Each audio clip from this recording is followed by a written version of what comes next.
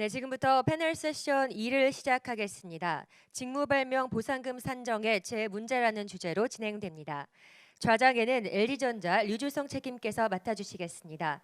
토론은 김은진 삼성전자 변호사님, 남문기 법무법인 유한태평양 변호사님, 정차호 성균관대학교 교수님, 김일규 특허청 산업재산활용과장님, 윤선희 한양대학교 교수님, 이지영 특법법원 판사님께서 참여해 주시겠습니다. 네, 책임님께서는 진행 부탁드리겠습니다. 대한민국 지식재산인 여러분 반갑습니다. 긴파 버추얼 애뉴얼 컨퍼런스 첫 번째 패널 토론 세션으로 직무발명 제도에 대해 사회를 맡게 된 LG전자 류주성입니다. 우리나라 발명진흥법 제1조의 목적을 보면 발명의 신속하고 효율적인 권리화와 사업화를 촉진함으로써 산업기술 경쟁력을 높이고 나아가 국민경제 발전에 이바지함을 목적으로 한다고 기술되어 있습니다. 대부분의 기업에서는 법의 취지에 따라 직무발명 제도를 두고 있는데 몇 년 사이 직무발명과 관련된 크고 작은 분쟁으로 많은 어려움을 호소하는 기업이 늘고 있습니다. 이러한 흐름에 발맞추어 긴파에서는 올 한 해 회원사의 적극적인 참여로 태스크포스 팀을 운영하여 직무발명에 대한 다양한 이슈를 진단하고 이에 대한 개선 방안을 논의하였습니다. 이 결과는 잠시 뒤에 소개해드리겠으며 오늘은 우리나라 각계에서 직무발명과 관련된 최고의 전문가분들을 패널로 모시고 직무발명에 대한 이슈와 바람직한 미래 방향에 대해 논의하는 귀중한 시간을 갖고자 합니다. 오늘 패널로는 왼쪽부터 삼성전자 김은진 변호사님, 성균관대학교 정차호 교수님, 특허법원 이지영 판사님, 특허청 산업재산활용과 김일규 과장님, 법무법인 태평양 남문기 변호사님, 한양대학교 윤선희 교수님께서는 원격으로 참여하고 계십니다. 그러면 먼저 삼성전자 김은진 변호사께서 긴파 직무발명 태스크포스 팀이 지난 1년여간에 걸쳐 진행한 직무발명 보상제도 분석 및 대응 방안에 대해 설명드리는 것으로 패널 토론을 시작하겠습니다. 김은진 변호사님 부탁드립니다. 안녕하세요. 삼성전자 김은진 변호사입니다. 올해 1월부터 진행되어 온 긴파 직무발명 TF의 연구 결과를 말씀드리겠습니다. 우선 직무발명 TF가 구성된 배경 및 진행 경과에 대해서 소개를 드리고요. TF가 1년 동안 진행한 우리나라 직무발명 보상제도의 문제점을 살펴본 다음 그에 대한 대응 방안을 말씀드리겠습니다. 우선 생소하신 분들을 위해 직무발명의 개념과 보상제도의 기본 원리를 간략히 설명드리겠습니다. 직무발명이란 종업원이 본인의 직무상 발명한 것으로 성질상 회사의 업무 범위에 속하는 것입니다. 우리 특허법은 발명자주의를 택하고 있어서 직무발명에 대한 특허받을 권리는 원시적으로 발명자인 종업원이 갖습니다. 그럼 종업원을 고용하고 월급을 준 회사는 어떤 권리를 가질까요? 회사는 원칙적으로 무상의 통상실시권을 가지게 됩니다. 그리고 종업원으로부터 직무발명을 승계할 수 있는데 이 승계 시에 회사는 종업원에게 정당한 보상을 해주어야 합니다. 정당한 보상에 대한 규정은 발명진흥법에서 정하고 있습니다. 그런데 문제는 이 발명진흥법 규정이 정당한 보상에 대한 기준을 단 2가지, 그것도 매우 추상적으로 사용자의 이익과 종업원의 공헌도로 정하고 있다는 것입니다. 특히 최근 들어 보상 관련 분쟁 건수 자체가 증가하고 보상 액수도 과거보다 증액되는 추세입니다. 게다가 몇몇 중소로펌들을 중심으로 퇴직자들의 보상 소송이 기획 소송화되고 있는 경향도 볼 수 있습니다. 이와 같이 보상 관련 법적 분쟁이 점증함에 따라 긴파에서는 협회 차원에서 회원사들의 애로사항을 모아보고 합리적인 대안을 모색하고자 올해 1월에 직무발명 TF를 구성했습니다. TF는 기업 규모와 사업 영역에 따라서 다양한 8개 회사들이 참여했습니다. 내부적으로는 3개의 소위원회로 나누어 국내 제도 및 판례의 문제점을 분석했고요. 개별 기업이 참고할 수 있는 실질보상의 예시도 한번 마련해 보았고 관련해서 해외 법제, 특히 일본의 최근 15년도 법 개정을 참고한 제도 개선 방향도 논의했습니다. 그리고 최근에는 회원사들에 대한 설문조사를 실시해서 그 결과를 분석하는 등의 연구를 수행했습니다. 지금까지 정기회의만 15차례 진행됐고 수차례 임시회의를 개최해서 그 어떤 프로젝트보다 긴밀한 협의하에 논의가 진행되었습니다. 참고로 그 결과물은 곧 보고서 형태로 출간될 예정입니다. 저희가 이런 TF에서 논의된 결과 직무발명 보상 제도의 문제점은 다음과 같이 크게 세 개로 나누어 볼 수 있습니다. 우선 가장 첫 번째로 정당한 보상의 예측이 불가능하다는 것입니다. 그리고 기업의 자율성이 존중되지 않는다는 것입니다. 그리고 마지막으로 종업원 간의 형평성이 저해되고 일부 소수의 종업원에 대한 과도한 보상은 오히려 전체적인 기업의 사기를 저하시키고 오히려 기술 혁신을 방해할 수가 있다는 점입니다. 이러한 문제점은 올해 8월에서 9월 사이에 킨파 168개 회원사를 대상으로 실시한 설문조사 결과에서도 나타납니다. 응답한 60개사의 설문조사 결과를 보면 97% 이상이 보상 제도를 운영하고 그에 따라 보상을 실시하고 있는데요. 그중에서 가장 애로사항은 법에 따른 절차적 정당성을 확보하기가 매우 복잡하고 어렵다는 점, 그리고 보상금 산정이 굉장히 어렵고 그 예측 가능성이 굉장히 어렵기 때문에 대기업의 경우에는 이 많은 특허를 보유하고 다수의 종업원이 종사하고 있다 보니까 소송 리스크가 굉장히 크게 노출되고 있습니다.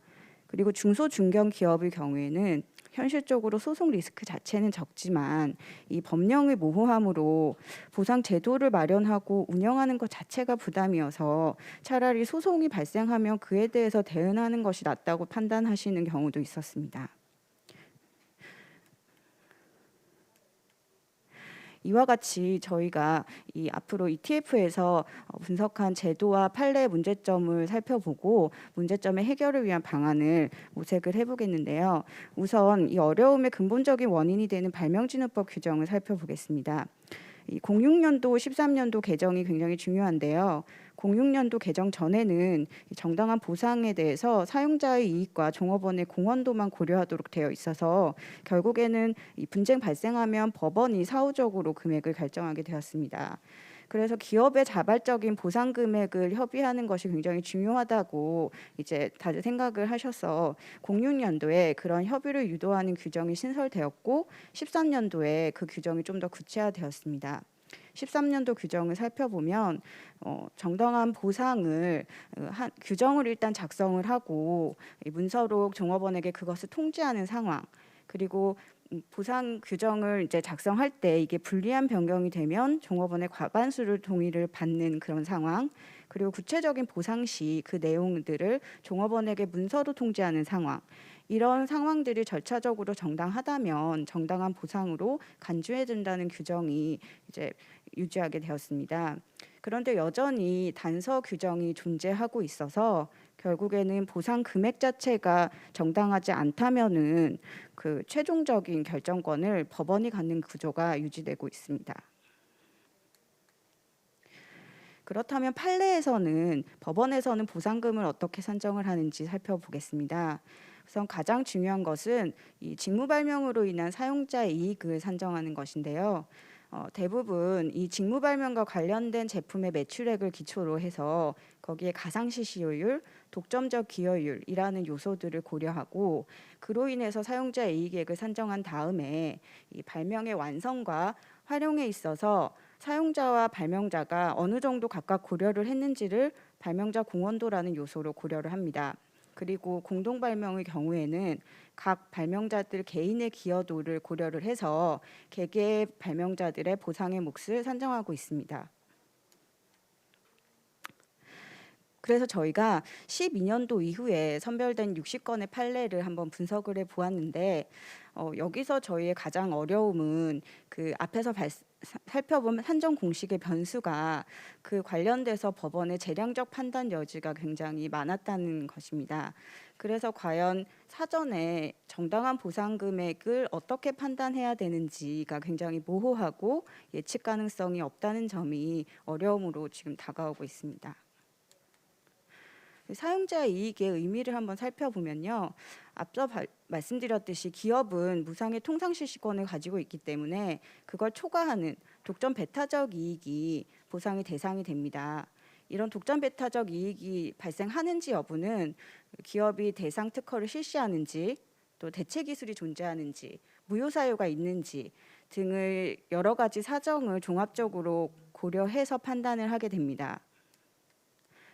그 사용자 이익액의 판단 시기는 법상으로는 사용자가 얻을 이익이라고 규정을 하고 있기 때문에 직무 발명을 완성해서 회사가 승계하는 시점에서 과연 장래에 얼마만큼의 수익이 발생할 것인지를 예상해서 산정하도록 되어 있습니다. 그런데 이제 나중에 분쟁이 발생했을 때는 법원에서 사후적으로 이미 발생한 매출액을 베이스로 판단을 하시게 됩니다. 이때의 문제점은 그 법원에서는 사실 해당 기술이나 사업 분야에 있어서 좀 무척 많은 판단을 하시긴 하지만 비전문적이라는 부분이 좀 어려움이 있고요. 그리고 이 보상제도 자체가 회사 내부의 급여나 인센티브 정책과 유사하기 때문에 이 제3자가 개입을 할수록 오히려 분쟁 가능성이 증가한다는 점이 문제점으로 생각됩니다. 그래서 저희 생각에는 종업원이 완성한 발명이 갖는 가치를 승계 시점에서 기업이 자율적으로 평가해서 보상을 지급하고 그 보상 금액이 현저한 불균형이 있는 경우에 한해서 법원에서 사후적으로 개입을 하시는 것이 바람직하지 않을까 하고 생각을 했습니다. 이 산정 범위는 결국에는 매출액을 기준으로 지금까지 발생한 매출액과 그리고 특허 존속 기간이 남아 있다면 만료 시까지 추정되는 예상 매출액이 기초가 됩니다. 그리고 입증 책임은 보상금을 청구하는 원고가 원칙적으로 가지고 있고요. 따라서 원고 측이 이 독점 배타적 이익이 있는지에 대해서 구체적인 사실관계를 입증하지 못한다면 원칙적으로는 청구 기각을 할 필요성이 있지 않을까 하고 생각됩니다. 그러면 여러 가지 직무 발명의 활용 국면의 경우에 사용자 이익액을 어떻게 산정하는지를 살펴보겠습니다. 우선 첫 번째 국면으로 이 직무 발명을 기업이 혼자서만 실시하는 경우, 자기 실시만 하는 경우입니다. 이런 경우는 앞서 살펴보았듯이 매출액을 기반으로 실시효율과 독점적 기여율 요소를 고려해서 사용자 이익액을 산정합니다. 그 외에는 복잡 제품의 경우에 직무 발명 기여도라는 요소를 고려하기도 합니다. 우선 가상 실시효율이라는 요소를 살펴보면 판례 분석 결과 이 사안별로 실시효율 편차가 굉장히 컸습니다. 그래서 기준 제시가 어려웠고요. 그리고 판례 상당수에서는 이 산업별 평균 실시효율을 즐겨 사용하셨는데 특히 특허청에서 발간한 그 개정 직무발명 보상제도 해설 및 편람의 산업 분야별 평균 실시효율 자료를 즐겨 사용하셨는데 이 실시효율의 문제는 데이터 자체가 굉장히 오래되고 또 특허뿐만 아니라 상표나 저작권 등 여러 가지 좀 광범위한 분야의 데이터를 다 압축을 해놨기 때문에 모호하다는 점에 있어서 좀 갱신이 필요하고 이것보다는 좀 산업계 현실을 반영한 실시효율을 좀 찾을 필요가 있지 않을까 싶습니다. 그래서 적어도 이 개별 실시 계약이 존재하는 사례의 경우에는 그 실시율을 좀 구체적으로 감안해 주시면 좋을 것 같고 그러한 구체적인 주장 근거가 없는 경우에 한해서 평균 실시효율을 제한적으로 적용함이 바람직하지 않을까 싶습니다. 그리고 최근 판례의 경향 역시도 어떤 구체적인 사례가 있는 경우에는 그 평균 실시효율을 감안하더라도 적정성을 고려하려는 노력을 하고 계신 것으로 보입니다. 그 다음으로 독점 기여율을 살펴보면요. 이 독점 기여율이란 요소는 무상의 통상 실시권을 초과하는 범위를 어떻게 걸러낼 것인지 하는 의미입니다. 그런데 판례에서는 역시 이 독점 기여율의 편차가 굉장히 심합니다. 그래서 기준 제시가 역시 어렵고 결국적으로는 그 정당한 보상금을 사전 예측 가능성 하기가 굉장히 어려워집니다. 이 독점 기여율 산정할 때는 그 몇 가지 요소를 어떻게 나열하신 다음에 어떤 적당한 요율을 책정을 하시는 실무로도 보이는데요. 그렇기 때문에 이제 이 예측 가능한 기준을 굉장히 어렵지만 기초적인 그 기준을 좀 제시를 해주시면 기업에서 보상금을 산정하는 데 도움이 많이 될 것으로 생각됩니다. 구체적으로는 뭐 여러 가지 제품의 매출액이라든지 사용되는지 여부라든지 직무 발명의 대체 기술이 존재하는지 여부 등이 고려가 되지만 역시나 그 기초적인 기준점이 없기 때문에 그 사안별로 편차가 굉장히 심하다고 생각이 됩니다. 그리고 이제 최근 들어서 한 제품에 굉장히 많은 기술들이 집약되어 있기 때문에 그 경우에 고려되는 것이 직무발명 기여도라는 것인데요. 이 직무발명 기여도의 경우에는 판례에서 개별적으로 이걸 반영하시는 경우도 있고 아니면 앞서 살펴봤던 실시율이나 독점 기여율이나 매출액에서 고려하시는 경우도 있습니다. 그런데 지금 우리 이제 산업계의 경우에는 핸드폰 하나에도 굉장히 많은 기술들이 집약되고 있어서 그리고 그 제품 하나, 요소 하나에도 굉장히 그 기술들이 촘촘하게 분배가 되어 있습니다. 그렇기 때문에 이 직무발명 기여다라는 요소가 독립적으로 산정이 되어야 하고 그 기여도 산정 법리도 좀 개발이 되는 것이 필요하다고 생각됩니다. 다음 국면은 직무발명을 타사 실시하고 타사 실시를 허여하고 또 양도하는 경우인데요. 일반적으로 이런 경우에는 실시료 수입 자체, 양도 금액 자체가 사용자의 이익이 됩니다. 근데 문제는 최근에 이제 기업에서 가치 없는 특허를 명목상으로 양도하는 경우가 증가하고 있습니다. 이런 경우에는 양도 금액 자체가 그 기술적인 가치를 반영하다기보다는 그 상황 자체를 해결하기 위해서 또는 사업상의 파트너십 등의 여러 가지 고려를 통해서 정해지기 때문에 그 양도 금액 자체를 사용자의 이익으로 보기가 합리적이지 않을 수가 있습니다. 그래서 이게 합리적인 사용자의 이익을 산정하는 방식이 새로 개발되어야 함이 필요합니다. 자기 실시와 실시 허락을 모두 하는 경우는 실시료 수익과 자기 실시료 발생한 그 초과 이윤이 다 사용자의 이익으로 산정될 수 있습니다. 그리고 모두 하지 않은 경우가 문제인데요. 이런 경우에도 대법원은 그 초과한의 이익이 발생된다고 보는 경우도 있습니다.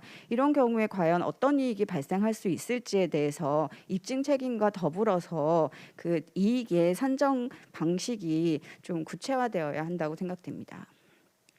그 발명자 공헌도 역시 굉장히 중요한 요소임에도 불구하고 판례 분석 결과 그 편차가 굉장히 심하고 기준 제시가 어려웠습니다. 이와 관련해서 일본의 판례 동향을 살펴보면 대체로 한 5% 정도에서 공헌도가 집약돼서 산정되는 경향이 있는데요. 이를 고려할 필요가 있어 보입니다. 그리고 절차적 정당성 관련해서 이 개별적인 절차적 정당성을 지키며 정당한 보상으로 인정된다고 보여지는데 가장 어려움은 불이익한 변경의 경우에 종업원 과반수의 동의를 얻는 것입니다. 과연 어떤 경우가 불이익한 변경인지에 대해서 아직 판단을 받은 바가 없기 때문에 이에 대한 구체적인 가이드라인이 좀 필요하지 않을까 싶습니다.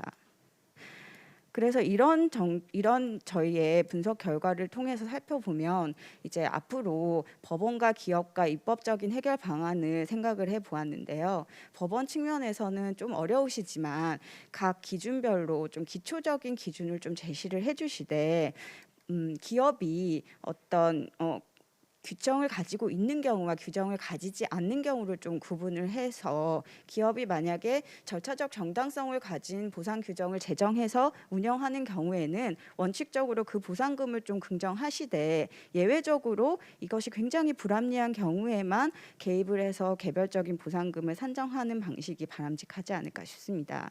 그리고 역시 기업 역시도 이 대내적으로 대외적으로 신뢰를 받는 보상 규정을 제정하고 운영하는 것이 필요한데요. 다만 그 노력이 현실적으로 지금 어려운 게 기업이 어떤 보상 규정을 마련하더라도 이게 사후적으로 인정이 되지 않기 때문에 애로사항을 많이 가지고 있습니다. 그렇기 때문에 이것들을 좀 인정을 해주시고 또 기업이 탄력적으로 보상 규정을 개정할 수 있도록 좀 문턱을 낮춰주셨으면 하는 것이 바람입니다. 그 마지막으로 이러기 위해서는 입법적인 해결 방안이 필요한데요. 그래서 일본에서 최근에 이제 개정을 하기를 그 절차적인 어떤 그 절차들을 지침을 만들어 주시고 기업에서 그 절차적 지침을 따라서 정당한 보상 규정을 만들고 보상을 하면 정당한 보상으로 간주를 하고 있습니다. 그에 따라서 저희도 발명진흥법 15조 제6항 단서를 좀 삭제를 해주시고 법에서 어떤 절차적인 요건들을 구체적인 지침을 주시되 기업이 그 지침을 따라서 자율적으로 보상금을 산정해서 운영을 한다면 원칙적으로 그런 것들을 존중해 주신다면 기업에서 자율적으로 자발적으로 보상 규정을 제정하고 운영하는 것에 많은 도움이 될 것으로 생각됩니다. 네, 여기까지가 저희 결과 발표였습니다. 네, 김은진 변호사님 발표 감사합니다. 다음은 태평양 남문기 변호사님의 의견을 듣도록 하겠습니다.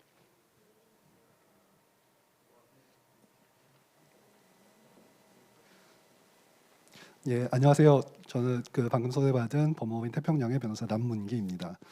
저는 직무발명 분야 관련해서는 주로 기업들을 대리해서 직무발명 보상금 소송을 이제 대리를 한다거나 혹은 내부에서 그 기업 내부의 직무발명 보상 규정을 개정하는 프로젝트에 대해서 뭐 자문을 한다든지 하는 이런 역할 업무들을 주로 수행을 해왔습니다. 주로 이제 대기업이나 중견기업을 대상으로 해서 그런 직무발명 관련 소송 대리 혹은 자문 업무를 수행을 해왔는데요. 그런 업무를 수행해온 경험을 바탕으로 해서 제가 평소에 한번 직무발명 보상제도에 대해서 느꼈던 점들에 대해서 주로 이제 예측 가능성을 중심으로 해서 한번 말씀을 드리도록 하겠습니다.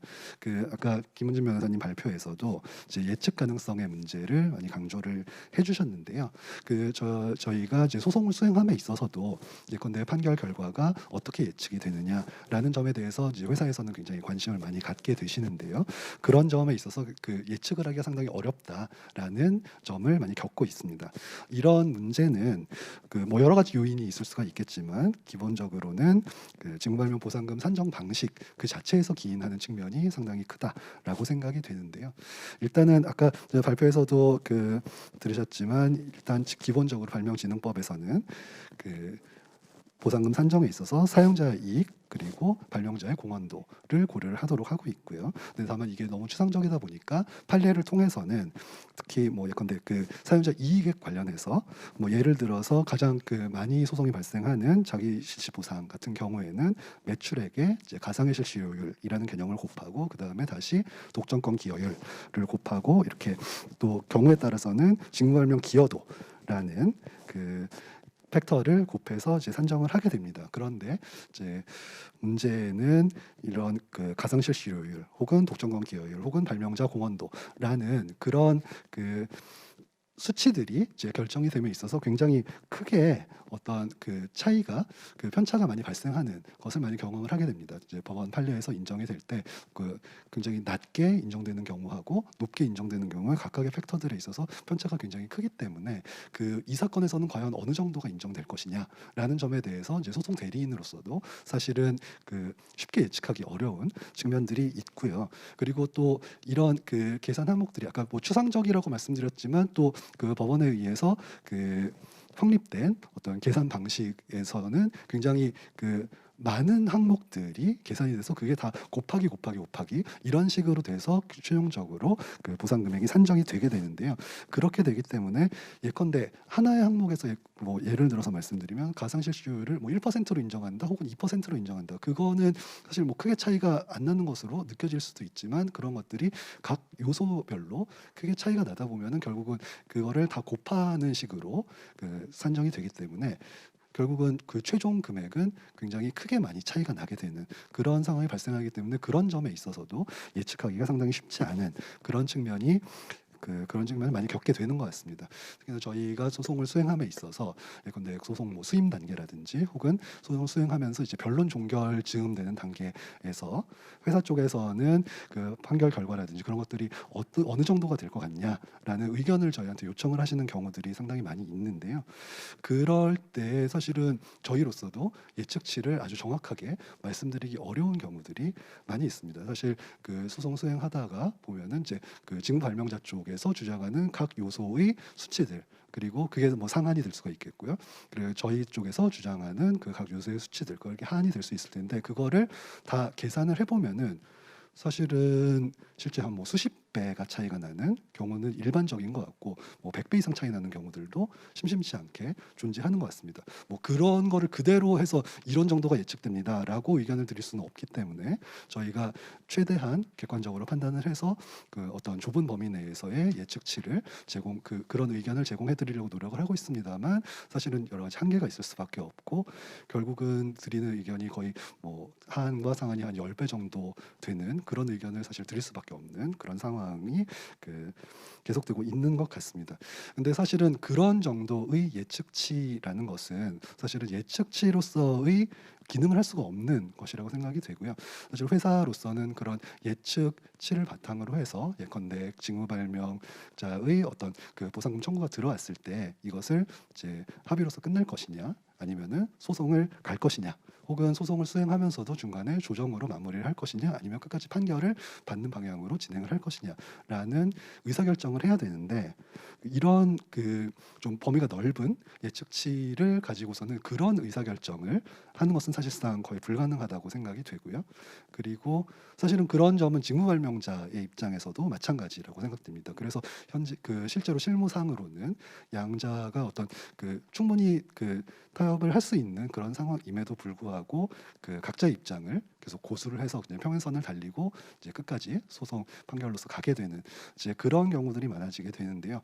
사실은 뭐 물론 모든 분쟁이나 분쟁들이 다 중간에 합의로 끝나는 것이 뭐 반드시 뭐 바람직하지만도 않고 또 뭐 그렇게 가능한 것도 아니긴 하겠습니다만, 대부분의 어떤 분쟁이라든지 청구들은 가급적이면 양 당사자의 합의로 이제 조기에 종결이 되고, 정말로 쟁점이 있고 이견이 큰 그런 사건에 대해서만 이제 판결을 받는 그런 것이 사실 소송 경제상으로도 적합하다고 할 것인데, 사실 이런 예측 가능성을 예측을 하는 것이 어렵다는 문제 때문에 사실은 그런 소송 경제에 있어서도 여러 가지 이제 문제를 발생시키는 그런 요인이 되고 있는 것 같습니다.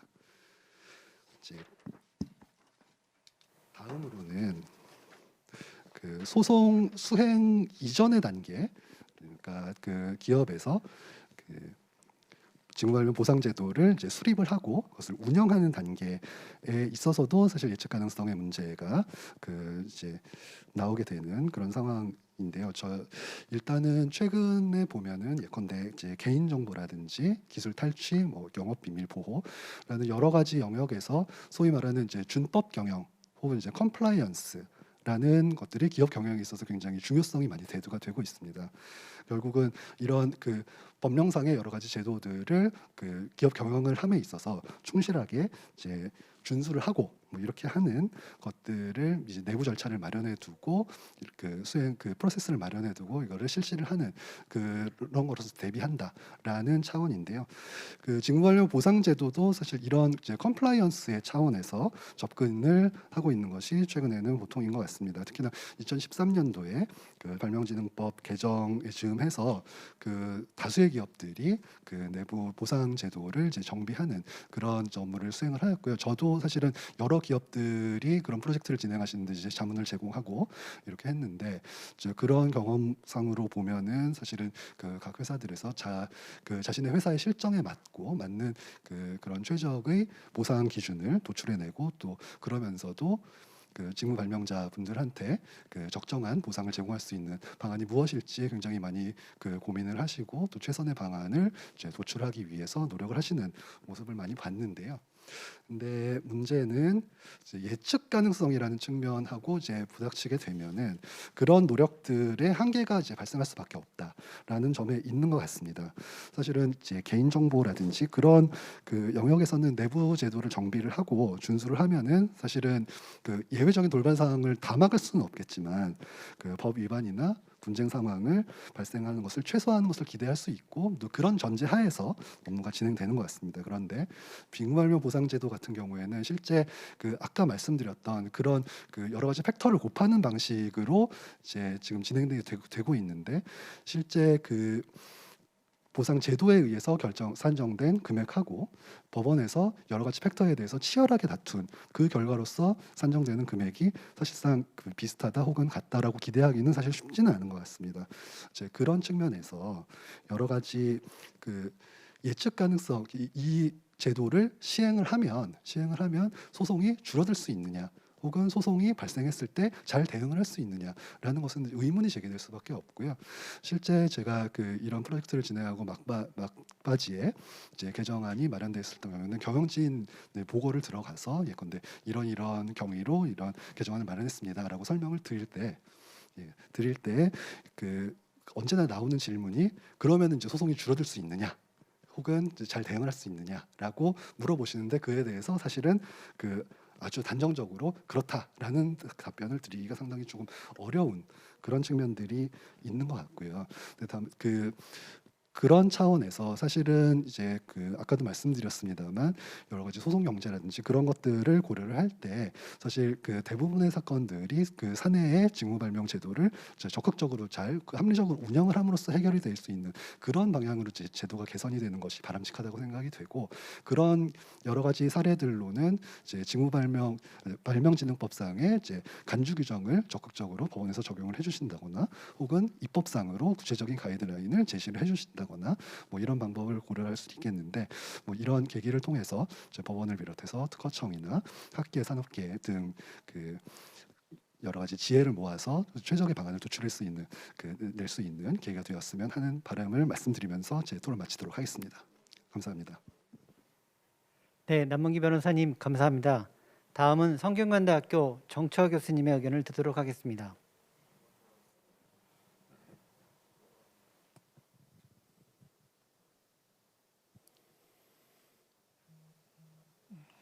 네, 안녕하십니까. 성균관대학교 정차호 교수입니다. 오늘 저는 특허청에 의한 직무발명보상금 산정 가이드라인의 제시를 바라며 라는 제목으로 말씀드리겠습니다. 목차는 이렇게 많은 것을 말씀드리면 좋은데 주어진 시간이 딱 10분이어서 이 정도만 간단하게 말씀드리겠습니다.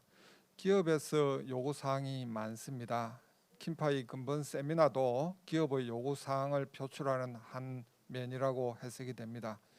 2019년에 국가지식재산위원회에서도 직무발명보상금 산정 가이드라인을 만들 필요가 있다고 주제를 선택한 적이 있습니다.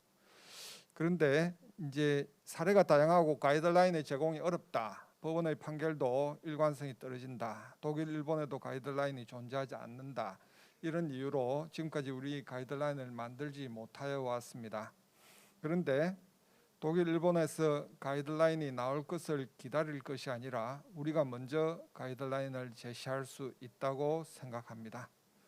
특히 그 가이드라인의 한 면을 킴파에서 제시할 수 있고 학계에서 제시할 수도 있지만 궁극적으로는 정부 측에서 제시해야 된다고 생각합니다. 향후 특허청의 활약을 기대합니다. 회사 이익 산정을 위해 매출액의 실시료를 곱하는 것이 현행 법리입니다. 다 아시다시피 앞의 두 분께서도 공식을 말씀하셨듯이 보상금은 사용자 이익에다가 발명자 공헌도 곱하기 원고 지분율을 곱해서 저는 저기서 A, B, C를 곱한다고 하는데, 여기서 A를 구하기 위해서는 매출액에다가 독점권 기여율, 실시료율 곱하기 기여도 하고, 기여도는 적용하기도 하고 안 하기도 하는데, 현재의 법원의 실무는 그런데 예전의 법원의 실무는 사용자 이익을 구하기 위해서 매출액의 실시료를 곱하고 기여도를 곱할 수도 있고 안 곱할 수도 있어서 예전에는 독점권 기여율을 적용하지 않았습니다. 좌우지간 여기서 실시료율을 왜 곱하는지에 대해서 잘 알려져 있지 않다. 그래서 저는 이런 그림을 직무발명보상금 산정과 관련되어서 해당 매출액에다 위에 보시면은 매출액의 실시료율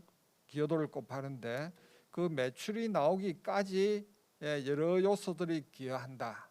그래서 공동 발명자 가벌병이 기여하고 회사도 공헌하고, 그리고 기술적 완성을 위해서 타 기술이 기여하고, 그 다음에 비기술적 요소, 위험 감소, 자본력, 영업망, 기존 점유율, 판매 전략, 브랜드 파워 등 그런 비기술적 요소들이 기여를 하고, 그 다음에 회사의 모든 활동에 비용이 발생해서 비용이 발생하고, 이렇게 모든 것이 총체적으로 적용이 되어서 매출이 발생하는데, 그 매출 발생 중 원고인 갑의 그 매출에 기여하는 바는 어딘지를 얼마인지를 계산하는 것이 현행 직무발명보상금 산정의 법리라고 그렇게 생각합니다. 실시료율을 곱하는 이유에 대해서 우리 학계의 저명하신 조영선 교수님도 그렇고, 일본에서 1인자라고 하는 다무라 교수님도 그렇고, 우리 학계의 전 판사님도 그렇고 해서 그 실체가 궁금하다, 합리적 근거가 있다고 보기 어렵다. 이론적 근거가 불명하다. 그리고 또 일본에서는 이런 산정을 잡탕식 산정, 주먹구구식 산정이라고 그렇게 비판을 하고 있습니다. 그래서 실시료율을 곱하는 이유에 대해서 좀 제대로 알아야 된다 해서 그래서 제가 이제 하나의 논문을 통해서 발표하기로는 회사의 이익액 산정을 간소화하기 위해서 하는 것이다. 그래서 그 실시료율은 이익률과 기술 기여의 수 두 가지를 한꺼번에 계산하기 위해서 하는 것이고 그렇게 함으로써 계산이 용이해진다. 그렇게 하는 것이 독일에서부터 일본, 한국으로 전파된 산정 방식이다. 요약하면 실시료율은 이익률 곱하기 기술 기여 개수이다. 그렇게 생각하시면 됩니다. 기여도 산정 법리도 정립이 되어야 되는데 저는 기여도의 정의를 대상 제품에 적용된 전체 기술의 가치 중 해당 직무 발명의 가치의 비율이 기여도라고 그렇게 생각합니다. 예전에는 제품이 단순해서 기여도가 중요하지 않았고 기여도를 적용하지 않아도 되었었는데 이제 제품이 복잡 제품이 나오면서 기여도가 매우 중요해졌습니다. 기여도를 제대로 적용하지 않으면 회사는 이익의 모두를 직무 발명자에게 다 주어야 하는 그런 사태가 발생할 수도 있습니다. 기여도 산정의 법리와 관련해서 기존 판례를 쭉 보시면 여러 가지 분류로 나누어집니다. 기여도를 아예 적용하지 않은 사례도 있고 기여도를 실시료율에서 반영한 사례도 있고 기여도를 독점금 기여율에서도 반영하고 실시료율에서도 반영한 사례도 있고 기여도 요소를 실시료율 산정 시 고려하고 또 별도로 기여도를 산정한 사례도 있고 기여도 요소를 독점금 기여율 및 실시료율 산정에서 고려하고 또 별도로 기여도를 적용한 사례도 있고 여러 가지 사례가 있어서 기여도 산정의 법리의 일관성 논리가 부족하다 생각이 되고요. 기여도 산정의 문제점은 기여도만을 정상적으로 산정한 사례가 없는 정도이다. 기여도 요소를 독점권 기여율 및 실시료율에서 중복 적용되는 사례가 발견된다. 복잡 제품에서 기여도가 1% 이하가 되어야 할 사안에서 기여도가 충분히 반영되지 못하는 사례가 발견된다. 이렇게 생각이 되고요. 그래서 저는 기여도 산정 법리를 정립을 해야 되고 그래서 저희 하나의 안은 기여도를 다른 것과 섞어서 산정하면 소위 말하는 일본에서 비판하는 잡탕식 산정을 하게 되면 어느 게 어느 건지가 구분이 잘 되지 않는다. 그래서 별도로 산정해야 된다. 그렇게 생각이 되고요. 하향식 탑다운 산정 방식의 적용을 원칙으로 해야 한다. 직무 발명에서 기여도를 제대로 적용하지 않으면 보상금 과적의 문제가 발생한다. 그래서 과적의 문제를 해결하기 위해서 하향식 방식이 적당하다. 그렇게 보았고요.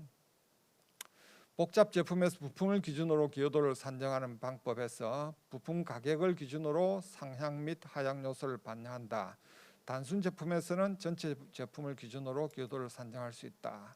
그렇게 보았습니다. 또 발명자 공헌도 산정에서도 문제가 있는데 발명자 공헌도는 직무 발명은 회사와 종업원 발명자의 협력의 산물이라는 전제 아래 발명의 창출까지 발명자가 협력한 정도를 발명자의 공헌도로 보아야 합니다.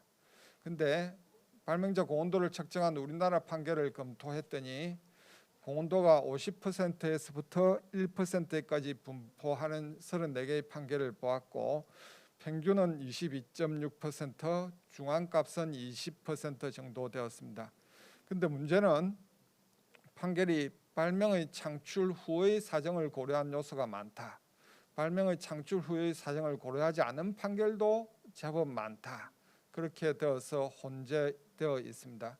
우리 법에서는 발명의 완성에 사용자, 종업원 등이 공헌한 정도를 고려한다고 되어 있어서 그 문구에 의하면 그 발명의 완성까지 사용자와 종업원이 공헌한 정도를 고려해야 하는데 현행 우리 판결에서는 발명의 창출 후의 사정도 많이 고려한다. 그것이 문제라고 생각이 됩니다. 우리나라 선행 연구를 검토하니 발명의 완성 후 사정을 포함하는 오류, 공헌도와 무관한 요소를 포함하는 오류가 있다. 그래서 조영선 교수님은 회사의 기존 기술 위험 감수 과제 결정 등의 요소로 인해서 회사의 고도가 더 높아야 함을 설명한다 이런 말씀을 하셨고요.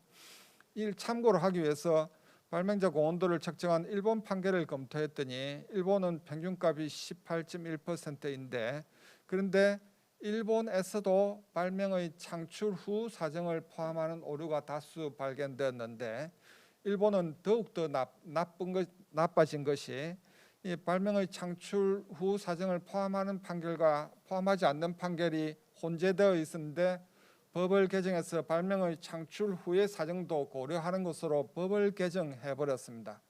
그렇게 법을 개정할 수도 있는데 문제는 발명의 창출 후에 회사가 하는 활동이 매우 많은데 그 많은 활동 중 어떤 것을 고온도에 반영하고 어떤 것을 고온도에 반영할지 안 할지에 대해서 기준이 없고 그것은 불합리하기 때문에 발명자 고온도는 발명의 창출까지의 사정만 고려하는 것이 맞고 그것이 우리 법문에 타당한 것이라고 그렇게 생각이 됩니다. 그리고 우리 법이 일본 법원이 언제부터인가 사용자 이익을 산정하면서 독점권 기여율을 적용하기 시작했고 우리 법원도 그에 따르기 시작했는데 그 이유가 타당하지 않다. 우리 직무발명 보상금 산정 법리가 처음 출발된 독일에서는 이런 독점권 기여율이라는 법리를 전혀 사용하지 않고 있다. 예전 우리 법원이 이 또 독점권 기여율을 사용하지 않았다. 그리고 논리적으로도 타당하지 않다. 그래서 차제에 독점권 기여율이라는 용어나 이것의 적용은 배제되어야 한다고 그렇게 주장하고 가까운 시기에 논문으로서 그런 내용을 발표하고자 합니다. 자, 직무발명 보상금 산정의 가이드라인을 제공해야 된다. 산정 법리가 일본에서 주먹구구식 잡탕식이라는 비판이 존재했는데 제가 지난 3년 동안 요 직무발명 보상금 산정에 대해서 공부한 바에 의하면은 우리의 법리는 일본의 법리를 그대로 모방한 정도인데 그렇다면은 우리 법리도 주먹구구식 잡탕식이라는 비판을 받아야 할 것이다. 해결되어야 할 정점이 참 많다. 그 중에서도 중요한 것은 다시 정리하면은 고온도는 발명의 창출까지의 사정만 고려할 것인지 창출 후의 사정도 고려할 것인지 매출액의 이익률을 곱하지 않고 실실효율을 곱하는 이유는 무엇인지 기여도의 정의는 무엇인지 독점권 기여율을 적용하는 법리는 타당한 것인지 이것에 대해서 해결이 되어야 하고 이런 쟁점 하나하나의 해결보다도 더 나아가서 궁극적 해결은 이 보상금 산정 전체에 관한 가이드라인을 제시해야 한다. 직무발명 보상금 산정을 위한 규정을 발명진흥법에 신설해야 한다. 그리고 직무발명 보상금 조정위원회를 설치해서 사용자와 종업원이 법원에 가지 않고 조정위원회에서 조정으로 싸고 빨리 해결할 사건을 분쟁을 해결할 수 있도록 해야 한다. 그리고 이런 조정위원회는 독일에 이미 사례가 있으므로 배울 바가 있다 그렇게 생각이 됩니다. 이상입니다. 네, 정철 교수님 감사합니다. 다음은 특허청 산업재산활용과 김일규 과장님의 의견을 듣도록 하겠습니다. 네, 반갑습니다. 특허청 산업재산활용과 김일규 과장이라고 합니다. 저희 과에서는 이제 그 발명진흥법을 위시한 그 직무발명 관련 이제 법령을 관장하고 있고요. 그다음에 직무발명 제도를 활성화하기 위한 여러 정책적 사업들을 수행하고 있습니다. 지금 앞서 여러 발표자분들께서 제기해 주신 공통된 문제점이 이제 이게 아닌가 싶어요. 그 직무발명 보상에 있어서 보상금 정당한 보상금을 산정을 도대체 어떻게 해야 되느냐. 그 기준이 너무 모호하고 추상적이라서 예측 가능성이 떨어지고 그래서 그 기준을 만드는 데 있어서 정부나 법원에서 뭔가 좀 답을 줬으면 좋겠다. 우리 정차호 교수님께서는 발표 제목에서부터 첫 장에서부터 특허청이 산정 가이드라인 제시를 바라며 이렇게 해주실 정도로 좀 의견을 주셨는데요. 그 문제 의식에 대해서는 이제 저희 정부 차원에서도 좀 공감을 하고 있습니다. 사실 뭐 직무발명 그 제도를 실제로 그 접하고 이슈하는 대상이 이제 기업인 여러분만 직무법뿐만 있는 게 아니고 사실 대학이나 이제 공공연구기관 같은 경우에서도 똑같이 적용을 받고 있는데요. 이제 대학이나 공공연구기관 이제 소속 연구자들도 이제 관련된 문제 제기를 하고 계시기도 하고, 저희 또 그 국민신문고를 통해서 또 뭐 민원 제기도 하시고 해서 저희들도 이제 거기 문제 제기들은 이제 충분히 이해를 하고 있고요. 그래서 오늘 제가 활동받은 시간을 통해서 최대한 조금 거기에 대한 조금 의견을 조금 드릴 수 있도록 하겠습니다. 그리고 이제 정부 차원에서 이제 제가 대표로 나왔으니까 우리 직무발명 제도의 이제 그 입법적 그 사안에 대해서 좀 위주로 해서 조금 말씀을 좀 드리겠습니다. 크게 저는 좀 말씀드릴 게 첫 번째로는 직무발명 제도의 그 연역적 요인을 우선 조금 말씀을 드리고요. 그리고 우리나라 직무발명 제도의 좀 기본 원칙 말씀드리면서 이번에 킴파에서 좀 제시해 주셨던 일본법과의 좀 비교를 좀 간략하게 좀 말씀을 드리고, 마지막으로는 이제 그 김원진 변호사님이 좀 말씀하셨고 한 그 킴파의 여러 좀 제기 사항에 대한 조금 의견을 좀 드리는 방향으로 하겠습니다. 네, 첫 번째 직무발명 제도는 사실 우리 이제 해방 후에 1946년도 특허법 제정 당시부터 그 피용자의 발명이라는 이름으로 최초 규정이 돼서 시작을 했고요. 그 이후에 이제 1994년도에 이제 발명진흥법이 제정되면서 이제 그 직무발명이라는 용어와 함께 그 종업원의 비밀 유지 의무 등등의 내용들이 이제 들어가게 됐습니다. 그 이후에 이제 특허법과 발명진흥법이 약간 그 공존해서 이제 직무발명 제도를 규정하다가 2006년도에 발명진흥법으로 이제 일원화가 됐고요. 그 발명진흥법 일원화된 이후에 2013년도에 아까 첫 발표에서 말씀 주셨듯이 한 차례 개정이 되게 됩니다. 이 개정하게 된 주된 이유가 오늘 좀 얘기됐던 부분 중에 하나인데요. 그 정당한 보상 여부 판단을 위한 구체적 절차가 조금 미비하다. 그리고 또 상대적으로 그 약자에 해당되는 그 종업원 등의 보상에 대한 협상력을 발휘하기 좀 어려운 현실이 있어서 종업원의 이익 보호를 좀 강화하기 위해서 방향으로 2013년에 발명진흥법이 개정이 되게 됩니다. 그리고 2017년에 직무발명 그 발명진흥법은 아닌데요. 그 제도에서 가장 큰 좀 변화인 그 소득세법이 개정이 되게 됩니다. 그래서 2017년에 그간에는 직무발명 보상금 과세가 이제 비과세였다가 300만 원까지 한도 가진 비과세로 이제 변화가 됐고요. 요 조항은 2년 이후인 작년이죠. 2019년도에 다시 한번 좀 개정이 돼서 현재는 다들 아시다시피 비과세 한도가 이제 500만 원까지로 살짝 높아져 있는 상황입니다. 그래도 이제 그 비과세 이전 예전에 비해서는 이제 굉장히 그 혜택이 조금 많이 줄어들어 있는 그런 형편이고요.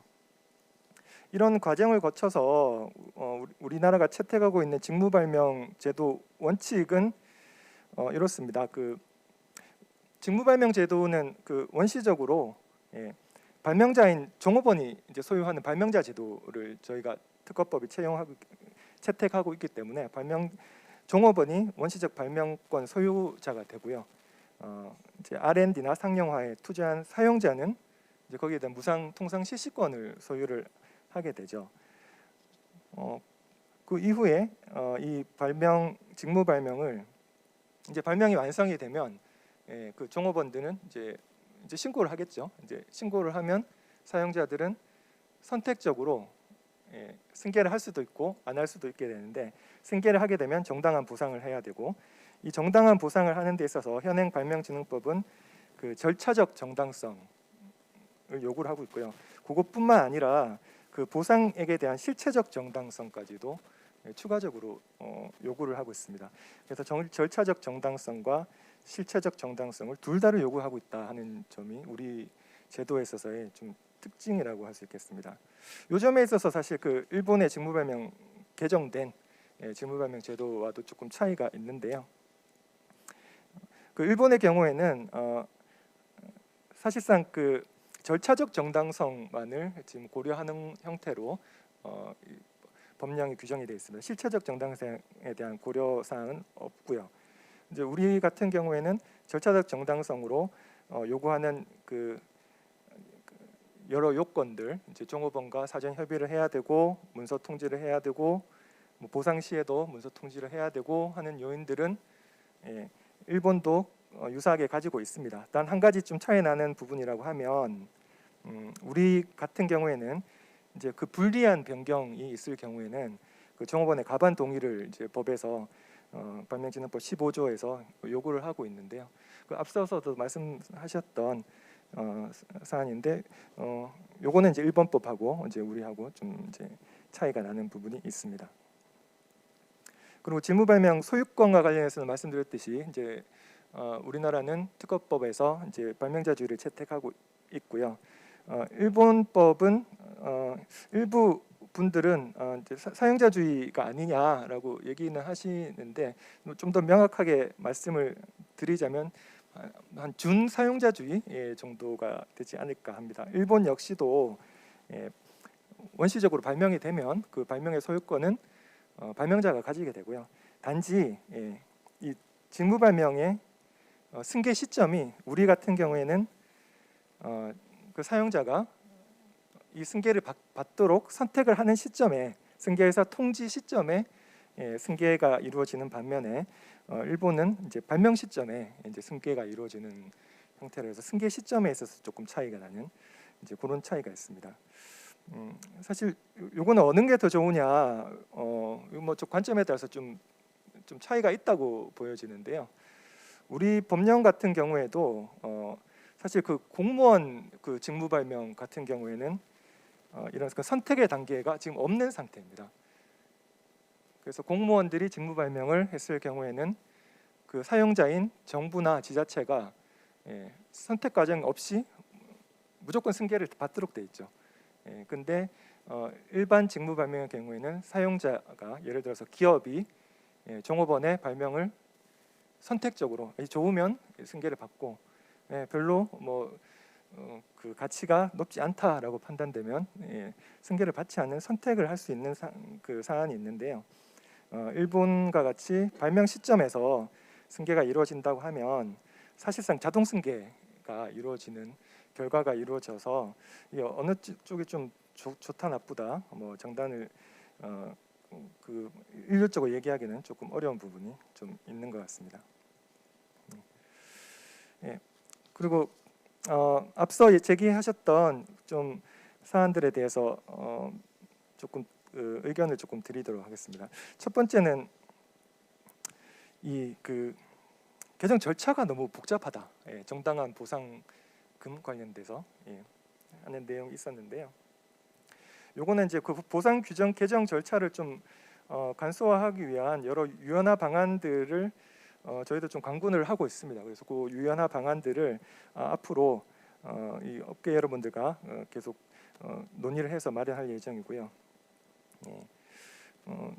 두 번째는 그 첫 번째 가장 제일 먼저 했던 문제 제기시죠.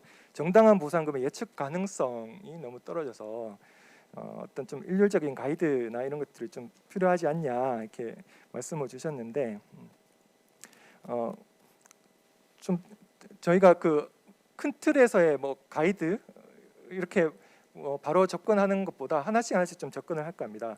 말씀하셨던 그 실시료율 관련해서도 저희 특허청에서 올해 그 전체 특허 거래의 실 데이터베이스를 다 수집을 하고 있습니다. 그래서 각 그 기술 분야별로 얼마 정도의 로열티를 받고 실제 거래가 이루어졌는지 그 사례들이 이제 저희가 특허청이 가지고 있는 DB들도 있지만 과기부가 가지고 있는 DB, 산업부가 가지고 있는 또 DB, 교육부가 가지고 있는 DB, 또 여러 다른 또 공공기관들이 가지고 있는 거래 데이터베이스들이 다 산재되어 있어서요. 그것들을 다 서로 상호 연계를 해서 실제 각 산업 분야별로 실시율을 조금 더 현행화할 수 있는, 그리고 그걸 이제 일회성으로 만드는 게 아니라 지속적으로 업데이트가 될 수 있는 체계를 구축을 할 예정입니다.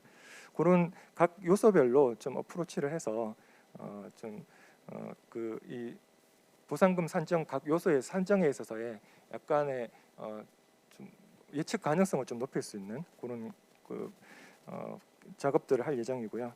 내년도부터 해서 저희 특허청에서 그 직무발명제도 개선위원회를 운영을 할 예정입니다. 그래서 그 여러 직무발명제도와 관련된 의견들을 일단 수렴하는 작업을 거칠 거고요. 지금 이 자리에 참석해 주셨던 하고 계신 그 각 전문가뿐만 아니라 그 킴파, 카우텀 아니 뭐 연구소 TA로, 대학 TA로 또 대학 뭐 공대 학장 협의회나 이제 법원에 계신 여러 판사님들 의견까지도 다 수렴해서 이런 그 제도를 개선할 수 있는 방안을 좀 마련할 예정이니 좀 많이 참석을 해주시고 좋은 고견을 들려주셨으면 감사하겠습니다. 네, 이상 발표를 마치겠습니다. 김일규 과장님 감사합니다. 다음은 한양대학교 윤선희 교수님께서 줌을 통해서 의견을 전해드리도록 하겠습니다. 네, 안녕하세요. 방금 소개받은 한양대학교 로스쿨의 윤선입니다. 오늘 김문진 변호사님의 주제 발제를 잘 들었습니다. 그리고 먼저 토론해 주신 토론자들의 토론이 아니라 토론 발표도 잘 들었습니다. 토론자들의 보상금 산정 방식과 사용자의 이익 산정이라든가 발명자의 공헌도 산정 등에 대한 토론이 있어서 저는 직무발명제도의 근본적인 부분에 대해서만 간략하게 말씀드리도록 하겠습니다. 현재 많은 논의가 되고 있는 직무발명제도는 조금 전에 김일규 과장님께서 잠깐 언급하신 것 같은데요. 그럼부터 다시 한번 생각해야 할 때가 아닌가 생각합니다. 그래서 직무발명제도는 사용자와 종업원 간의 근로계약에서부터 출발이라 현 시점에서 직무발명제도에 대해서 다시 한번 생각하며 그리고 직무발명에 대한 인센티브는 직무발명을 한 종업원에게 급여 이외에 주는 특혜라는 것을 전제로 하고 있다고 저는 생각합니다. 그래서 사용자는 종업원 채용 시에 그 종업원에게 걸맞는 연봉과 신분으로 고용계약을 체결합니다. 이러한 사용자와 종업원 간의 고용계약에 의한 직무발명은 사인과 사인 간의 문제이기 때문에 정부가 지나치게 관여하는 것은 바람직하지 않다고 생각합니다. 그래서 정부가 지나치게 관여하면은 기업의 자율이 없어지고 경제 활성화가 이루어지지 않는다고 생각합니다. 예를 들면은 2013년 7월 30일 개정된 발명진흥법 제15조 4항은 사용자 등은 직무발명 보상 규정의 작성 또는 변경에 관하여 종업원 등과 협의하여야 하고 또 직무발명 보상 규정을 변경하는 경우에는 종업원의 가반수의 동의 없이는 변경할 수 없도록 한 조항은 기업 혁신을 방해하게 되므로 지나친 게 아닌가라는 생각을 해봅니다. 그때는 종업원 등이 완성한 발명이 갖는 가치를 아까도 그 주제 발제하신 김문진 변호사님께서 말씀하셨습니다만 승계 시점에서 평가하여 보상금을 지급하도록 하고 사용자와 종업원 사이에 현저한 불균형이 있는 경우에 한해서 법원이 사후적 개입이 바람직하지 않을까라는 생각을 해봅니다. 발제한 김문진 변호사님께서 말씀하신 것 같이 보상금 산정이 어려운데 보상금을 특허 출원 시나 등록 시에 특허의 그 가치를 아까 정차호 교수님이나 김문기 변호사님께서 말씀하셨습니다만은 가치를 정확하게 예상하고 산정하는 것은 불가능에 가까운 게 아닌가, 정확하기는 어렵다는 생각을 봅니다. 그다음에 아까 그 주제 발제하신 김문진 변호사께서도 말씀하셨습니다만은 기업들이 경영 전략으로서 그 특별한 대가 없이 그 불용 특허를 사업 전략상 양도하는 경우에 종업원, 특히 이제 문제가 된 건 전 종업원이 되겠죠. 입장에서는 사용자의 경영 전략을 잘 모르면서 다른 기업으로 양도한 것만으로 자신이 한 발명이 가치가 있다고 생각해서 소송을 제기하는 경우에 사용자의 이익 산정에 문제가 있지 않을까라는 생각을 해봅니다. 그래서 이런 그 이상 말씀드린 것 같이 주제 발제자가 발제한 내용들을 종합적으로 검토해 보면은 우리나라도 아까 그 김일규 과장님께서 일본은 사용자주의가 아니고 준사용자주의다라는 말씀을 하셨는데 원래 일본도 사용자주의에서 발명자주의로 갔다가 다시 사용자주의로 전환하는 과정 중에 발명자주의 제도도 그대로 두고 사용자주의 제도도 지금 함께 운영하다 보니까 김일규 과장님께서 사용자주의가 아니고 준사용자주의라는 표현을 쓰신 것 같습니다. 그래서 우리도 현 시점에서 사용자주의로 전환도 한번 김일규 과장님께서 이제 앞으로 위원회를 구성해서 하신다고 하니까 이 부분도 좀 심각하게 검토해 볼 필요성이 있지 않나 하는 생각이 들고요. 또 하나는 오늘 그 주제하고는 조금 빗나갑니다만은 직무 발명에 관한 보호에 관한 규정은 옛날 특허법 39도 40도와 같이 그 특허법의 규정하고 지능 육성에 관한 규정은 현행과 같이 발명진흥법에 두는 방식이 어떨까? 그것도 안 되면은 아까 정창훈 교수님께서 제안하신 직무발명보상조정위원회 설치라든가 이런 부분들을 고려하면은 그것도 어렵다면은 우리 현행법이 보호법인지 기능육성법인지 할인법인지 잘 구별이 안 가요.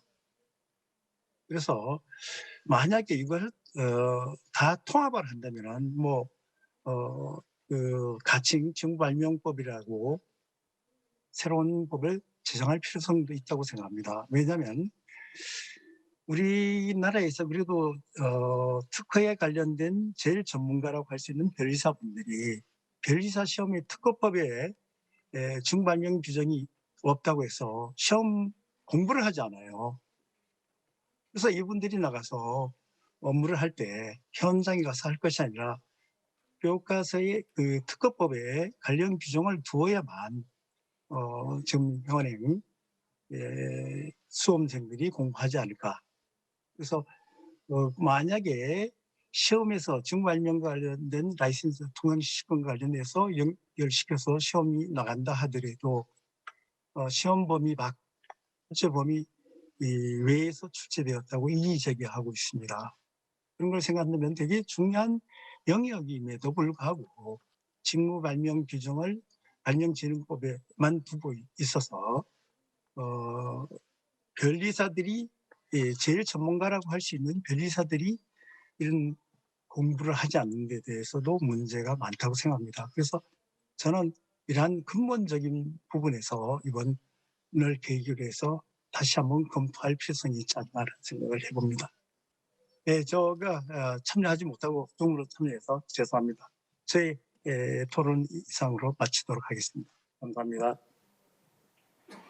네, 윤석희 교수님 말씀 감사합니다. 끝으로 특허법원 이정 판사님의 의견을 듣도록 하겠습니다. 예, 반갑습니다. 특허법원 이지영 판사입니다. 특허법원은 2016년부터 관할 집중을 통하여 직무발명 보상금 사건의 항소심을 전담하게 되었습니다. 이에 오늘 업계와 학계에서 보내주신 귀한 의견들은 향후 직무발명 보상금 관련하여 재판 업무를 진행하는 데 큰 도움이 될 것이라고 생각을 합니다.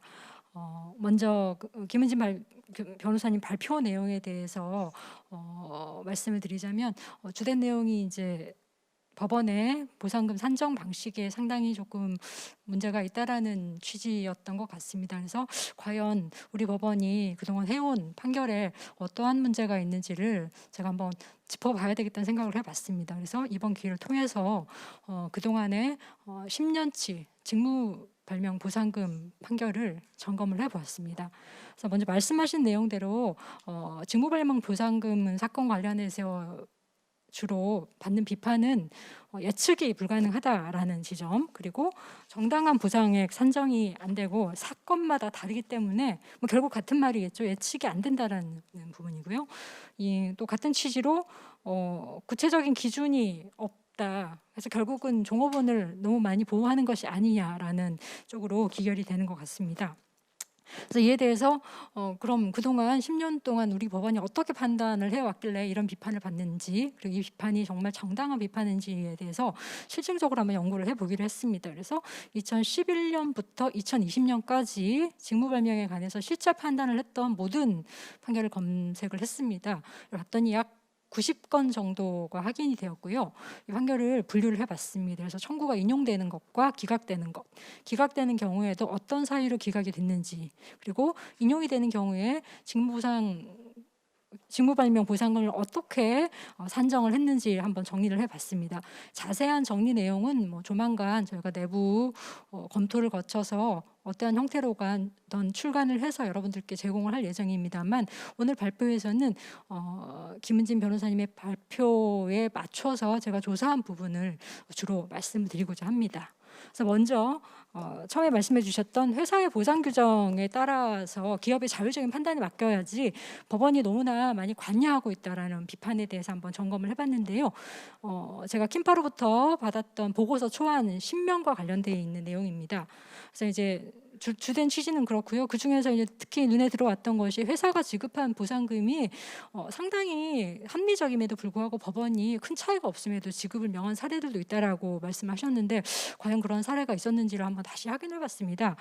유감스럽게도 2011년부터 2020년까지에서 추가 인정금 사례는 제가 표로 정리한 사안들이 대부분이었는데 금액 차이가 상당했습니다. 심지어 회사에서 30만 원 정도 지급을 했는데 법원에서 5천만 원 인정한 사안, 그리고 9억 6천만 원을 지급했는데 계산을 했더니 18억이 나왔던 법원에서 인정했던 사안이기 때문에 이 정도 차이를 회사가 지급한 부분을 인정을 하지 않은 좀 다소의 무리한 인정이다라고 보기에는 조금 문제가 있지 않나 생각이 들어서, 그래서 여러 가지 판결을 조사를 해봐도 결국은 법원이 그렇게 많이 관여를 한 것으로 보기는 조금 결론을 내기는 좀 부족하지 않나 생각을 해봤습니다. 그리고요, 다음 내용으로는 이제부터는 직무 발명 보상금을 구체적으로 산정하는 과정에 있어서의 문제와 이에 대한 이제 법원의 판례 경향을 한번 살펴봤습니다. 먼저 사용자 이익액 산정과 관련해서는 보고서 12면에 이제 제시하기로는 독점적 배타적 이익을 요구를 하고 있는데 과연 이것이 무엇인지 법원이 구체적인 기준을 제시하지 못하고 있다라고 비판을 해주셨습니다. 그래서 이제 제가 기각 사안, 각하 사안을 다 찾아봤는데요. 약 38건의 판결 중에서 보시는 바와 같이 부재소 특약으로 인한 각하가 1건, 소멸시 완성이 3건, 발명자가 아니라는 게 9건이고 나머지 대부분 25건 이상이 독점적 배타적 이익에 대한 입증이 부족하다라고 기각을 했습니다. 없다라는 것이 아니라 입증이 부족하다는 것은 결국은 그 자체가 입증 책임이 원고에게 있음을 명시를 하고 있다는 거죠. 그리고 그럼 과연 우리가 아무런 이유 없이 이렇게 판단을 했냐라고 봤을 때 판결문에는 그 구체적으로 독점적 배타적 이익을 어떻게 판단해야 되는지를 다 설시를 하고 있습니다. 그래서 아까 앞에서 설명하셨던 바와 같이 실시를 하고 있는지 무효사하고 있는지 여부, 실시하지 않더라도 경쟁자를 배제하는 그런 요소들이 있는지를 증거를 통해서 입증을 하고 있기 때문에 어느 정도의 기준은 제시가 되어 있다라고 봤습니다. 그리고 이제 보고서 16면으로 가서 법원이 재량으로 피고 측의 자료를 바탕으로 이익을 산정하고 있다. 반대로 사용자 측에 이익이 발생하지 않음을 입증하고 있는 부분이 있는데 이거는 문제가 있고 특허법원의 최근 판결이 굉장히 바람직한 방향이다라고 지적을 해주셨습니다. 예, 먼저 말씀을 드리자면 이 특허법원 판결 이전에 이미 2012년, 11년부터도 원고에게 입증 책임이 있음을 명시를 하고 있고요. 이 특허법원 판결은 그 판결의 연장선에 있다입니다. 그리고 법원이 피고 측의 자료를 바탕으로 이를 선정했다라고 보기에는 조금 무리가 되는 것이, 그 자료를 맞는 것이 피고라고 하더라도 소송 절차를 통해서 원고가 제출한 증거는 원고 측의 증거이기 때문에 사실 사용자 이익에게 기초가 되는 것은 원고가 입증을 한 것이 맞고요.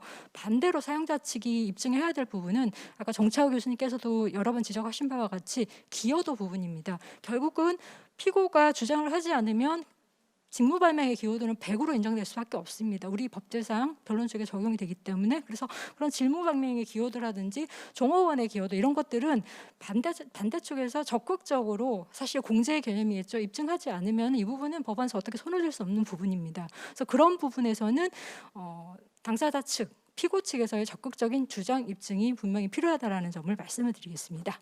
그리고 시간 관계상 좀 넘어가겠습니다. 회사가 적자인 경우에 대해서 이제 대법원 판결에 대한 비판들이 있는데요. 이 부분은 시간이 지금 없기 때문에 자세히 말씀드리기는 그렇고 향후 보고서를 통해서 입장을 말씀을 드리도록 하겠습니다.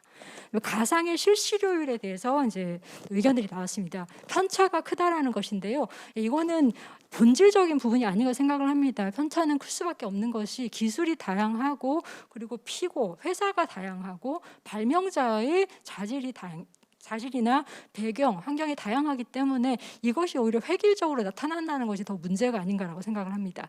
그러나 그럼에도 불구하고 어떤 예측 가능성을 도모하자는 입장에서는 판결 전수 조사를 통한 우리나라의 경향이 어떻게 나타나는지 정도는 보여주는 것도 저는 의의가 있다고 생각을 합니다. 그래서 이것을 어떤 기관에서 구체적인 가이드라인을 수치로 정하는 것보다는 대강의 경향이 어떠하다는 정도로 판단하는 것이 어떻겠냐라고 생각하며 조사를 해봤습니다. 그랬더니 표에서 보시는 바와 같이 대체로 우리나라는 2% 정도의 가상 실시료율을 인정하고 있는 것으로 나타납니다.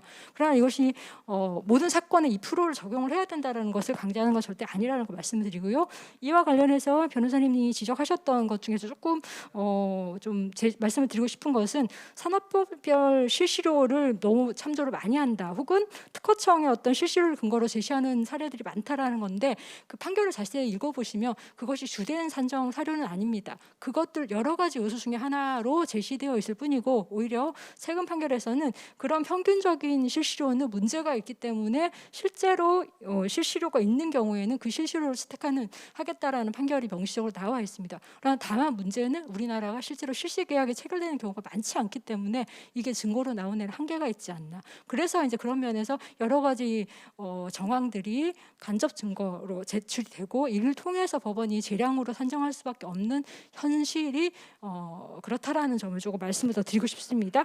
그리고 다음에 또 실시료 관련해서는 1, 2심 내에서 차이가 많이 난다라는 말씀하시는데, 이것은 사실심의 정권 상황이기 때문에 어쩔 수 없는 부분이라고 할 것입니다. 그렇지만 그래도 얼마나 차이가 나는지를 봐야 되기 때문에 제가 판결을 찾아봤더니 보시는 바와 같은 정도의 차이입니다. 10%, 20%, 아마 예전에는 좀 그런 차이가 있었던 것 같긴 한데 최근 10년간은 그렇게 큰 차이는 없는 것 같습니다. 그렇지만 예측 불가능성의 측면에서는 어깨의 목소리를 경청할 필요가 있다는 점에 대해서는 저도 공감을 하겠습니다. 다음으로 독점권 기여율 부분인데요. 이 부분은 이것이 필요한지에 대해서 이 부분은 그 기본적인 그 원론에 대해서 제가 짚고 넘어가진 않겠습니다. 근데 역시 편차가 크다는 문제가 지적이 되고 있고, 구체적인 산정 근거를 밝히지 않는 문제라는 것인데, 이 과연 구체적인 산정 근거를 밝히는 것이 가능한 일인지, 그리고 수치를 제한을 하는 것이 가능한 일인지에 대해서는 근본적으로 좀 약간 저는 한계가 있다고 생각을 합니다. 그렇지만 마찬가지로 가이드를 제시하는 측면에서는 우리가 어느 정도의 통계적인 수치는 보여드리는 것도 필요하지 않나 생각을 하고요. 그와 관련해서 보고서 29면에 나타나고 있는 그 킴파 보고서의 내용 부분은 법원으로서는 조금 받아들이기 힘든 부분이 아닌가. 그러니까 액수를 미리 정해놓고 여기에 따라서 법원이 퍼센트율을 정하는 것이 아닌가라고 기재를 하셨는데, 전혀 그렇지가 않고, 그렇게 한다는 것은 사실 기술적으로 굉장히 힘든 일입니다. 굳이 그렇게 할 이유도 없고 그럴 필요도 없어 보입니다. 그래서 판결에 나타난 독점권 기여율을 한번 보시게 되면은 우리나라는 보통 한 10% 정도로 나타나고 있습니다. 그래서 이 부분을 말씀을 드리고요. 다음으로 이제 또 직무발명의 기여도 부분인데, 저는 이 부분에 있어서는 정차 교수님 의견에 굉장히 찬성을 하는 편입니다. 왜냐하면 이걸 주장하지 않으면 기여도는 100%밖에 인정될 수가 없습니다. 우리나라 변론주의상. 그래서 이 발명이 복수의 특허가 들어간 것이다, 혹은 그 기술적인 사항 말고도 이 이익량의 증가에 큰 영향을 줬다고 한다면은 이 부분은 적극적으로 입증을 해야 되는 부분이고요. 우리나라에서 근데 근데 사실상 제가 검색을 해봤더니 직무발명의 기여도 부분을 독립 항목으로 인정한 판례들이 상당히 많이 나타나긴 했습니다. 약 47건 중에서 16건 정도였고 그중에서 14건이 퍼센트로 반영을 했고 2건은 포괄적 아마 라이센스 주는 계약이었던 것 같습니다. 그래서 그 특허의 개수를 비율로 계산한 사안들이 있었습니다. 그래서 직무발명의 기여도는 적극적으로 주장할 사안이다라는 점을 다시 한번 말씀을 드리겠습니다.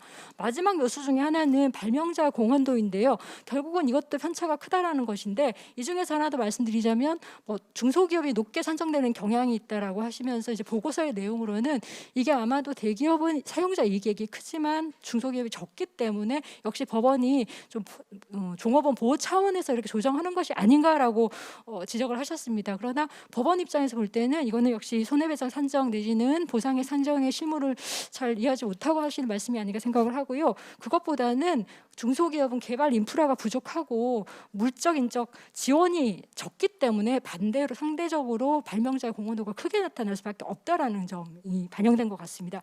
근데 이제 실증적으로 과연 그렇게 차이가 많이 나는가를 제가 또 조사를 해봤더니 전체 사건 중에서 보시게 되면 우리가 좀 유명하게 알려진 회사들을 다 찾아봤습니다. 근데 귀뚜라미 보일러나 이런 세라젬 같은 경우를 대기업으로 보고 계산했을 때도 대기업은 15%, 중소기업은 약 20% 정도에서 5% 정도의 차이가 나타났고요.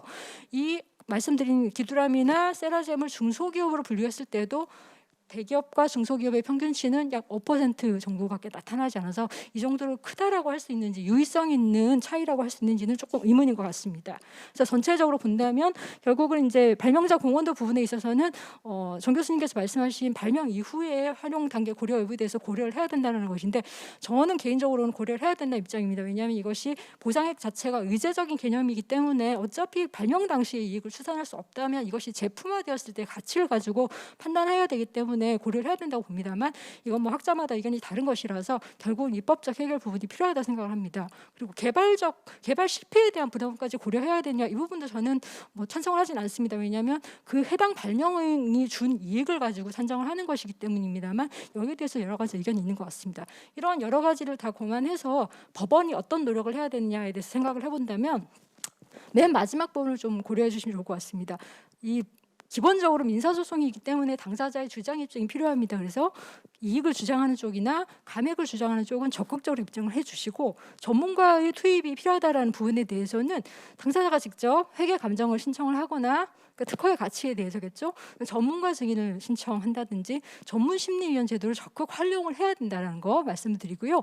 그리고 학계에 부탁드리는 점은 비교법적 사례 연구를 좀 더 열심히 해주시면은 재판 업무에 도움이 될 것 같습니다. 마지막으로 법원은 이런 판례 경향들을 매년 조사하면 가장 좋겠지만 그렇지 않더라도 적어도 5년 주기로는 한 번씩 정리를 해서 우리가 실시효를 어떻게 반영을 하고 있는지를 업계에 알리는 것도 하나의 방책이 아닐까 생각하며 토론을 마무리하겠습니다. 감사합니다. 네, 이지영 판사님 상당히 많은 내용 잘 요약해 주셔서 감사합니다. 이상으로 킴파 패널 토론 첫 주제인 직무발명제도에 대해 각계 전문가의 생생한 의견을 들어보셨습니다. 귀중한 시간을 내셔서 패널 토론에 참여해 주신 전문가분들께 깊은 감사드립니다. 현재 우리나라는 코로나 2.5 단계로 많은 어려운 상황에 처해져 있습니다. 하지만 우리의 지식탐구 활동은 결코 여기서 멈출 수는 없습니다.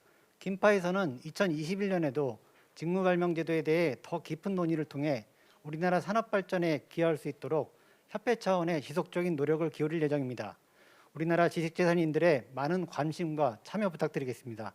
이상으로 패널 토론을 마치겠습니다. 감사합니다. 네, 직무발명 보상금 선정의 제 문제라는 주제로 90분간의 패널 토론이 진행되었습니다.